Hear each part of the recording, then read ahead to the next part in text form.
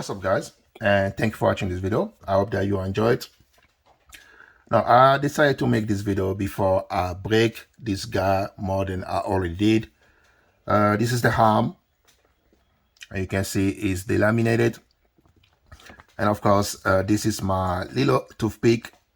I have put this guy together for maybe 3 weeks now and has quickly became my favorite drone. And I do have a bunch of drones, but this little guy is just so much fun to drive, or to fly actually. And I don't know who said this, but I'm gonna call that person.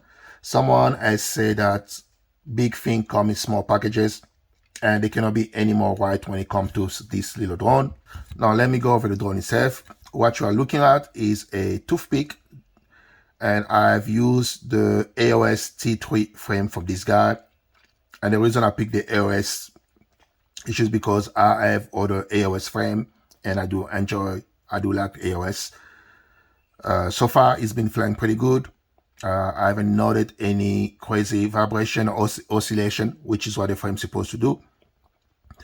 T3 frame, but the reason I believe I broke this arm is because everything on this build, it's over spec. I kind of went outside what recommended for the frame itself. Starting with the motor, I am using 1404 motors, and Chris recommends you to use no more than a 1304 motors, so I'm using much bigger motor. ESC and flight controller, I'm using an ESC flight controller combo, ARO, and this is a 40 amp ESC, is rated at 6S. I've been flying this guy on forest, and I'm running Betafly 4.3. I haven't changed none of the filter or PID, so everything is stock. The only thing I changed is the rate, so I'm flying it with stock PID and filter. As far as the VTX go, I'm using a HDZ Whoop VTX, and the camera is the Roncam HD0, the nano one. And the canopy, I printed my own canopies. I believe there is one available if you don't have a 3D printer where you can buy it. As far as prop goes, I'm using tri-blade instead of the bar blade that Chris recommend. I've actually flown the guys with bar blade. Fly pretty good with bar blade, but I just like the control that you get with tri-blade more than the looseness you get with bar blade. And as far as receiver goes, I got my receiver all the way in the bottom. I don't think you can see it on the camera, but that is Express LRS. I have my antenna zip tie on one side, and the antenna for the VTX zip tie on the other side.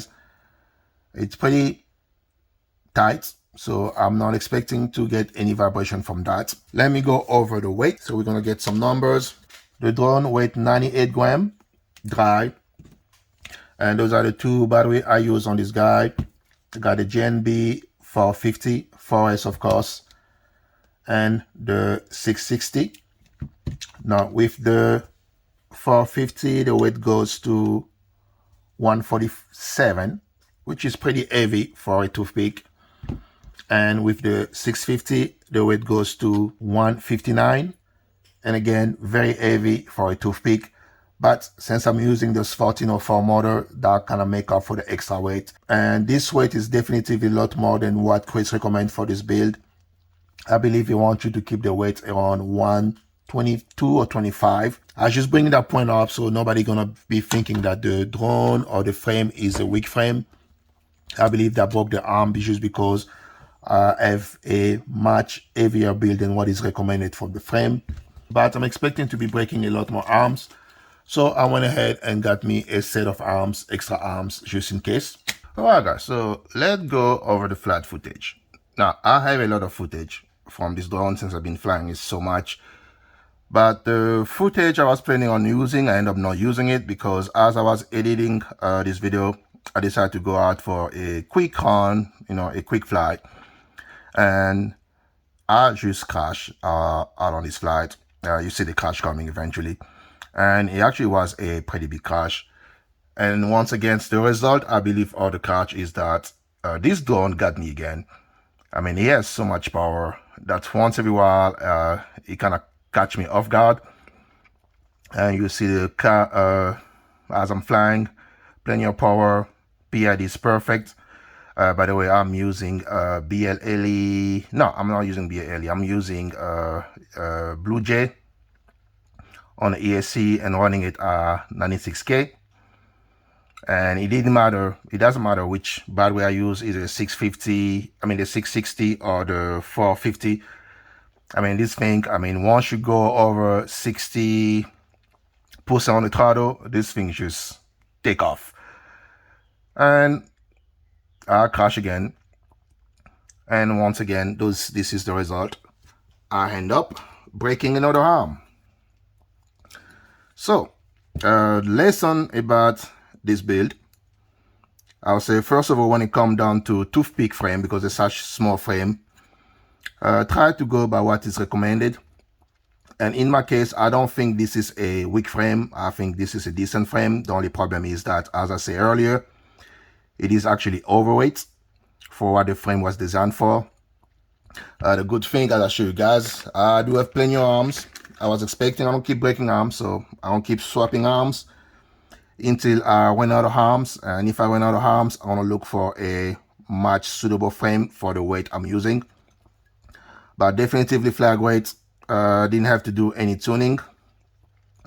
And one thing is that, and I don't even know where I put my other arm. I think I may have thrown it away already.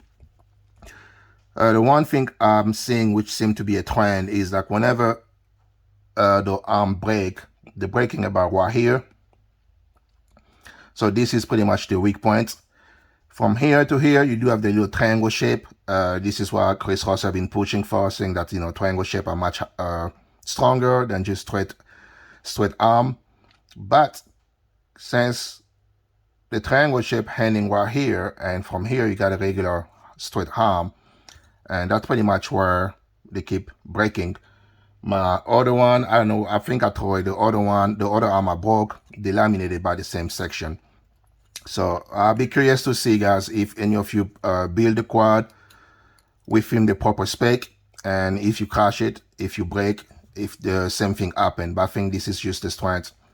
The arm may be strong, but this area is definitively the weak spot. So, and I'm not really sure if this is gonna carry on the bigger quad, because I do have a couple AOS that I did build.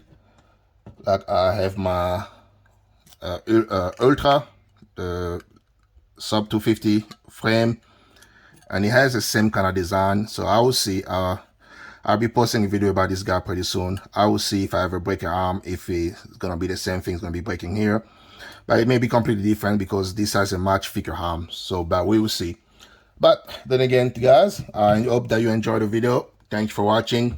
I have to change your arm. It's not a big deal. Only have to take this screw out and this screw out, and the arm come out. At most, it take me maybe 10 minutes at most, but more likely, in about 5 minutes, I'll be able to swap the arm. And I'll be back flying. More likely, I'll crash it again, and I'll be swapping the arm again. But I hope that you enjoyed the video, guys, and I will see you on the next one. Okay, so this is just a bonus for the people that stick around. And it took me about 30 minutes to find the drone. I thought it was going to get stuck on the tree.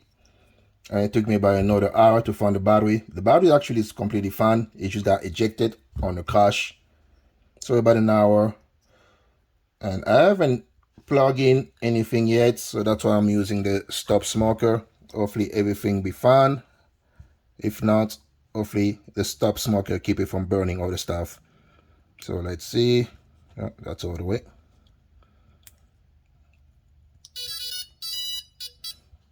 Okay, looks like we got power. And let's see if our VTX is not messed up. All right, perfect. VTX still working. Thank you guys for watching again. Just time to swap the arm.